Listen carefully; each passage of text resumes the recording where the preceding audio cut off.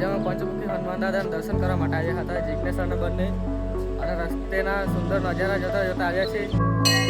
વ્લોગમાં તમને જોવાની બહુ મજા આવવાની છે, તો આપણે પહેલેથી સ્ટાર્ટ કરીએ.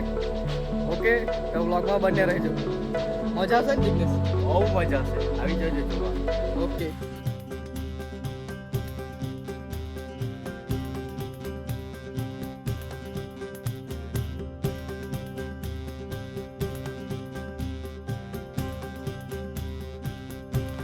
અમે પછી ગયા હતા મોટી ટંબાડી ગામે, અને ત્યાંથી રસ્તામાં અમને એક મળી ગયું ઝરણું. ત્યાં મસ્ત એક સુંદર નજારો જોવા મળ્યો અમને, મન મોહી દેવો. જોઈને દિલ ખુશ થઈ ગયું.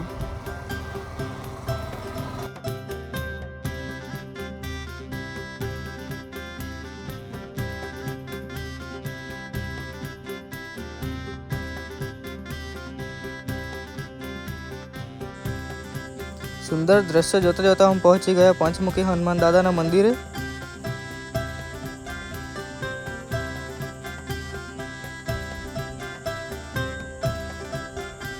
અને અહીંયા બહાર દુકાનો લાગેલી છે, ફૂલહાર નાળિયેર મળી રહે છે. અને અંદર જઈને જોયું તો ભક્તોની ભીડ પણ ખૂબ જ હતી. બધા દૂર દૂરથી દર્શન કરવા માટે આવે છે અહીંયા.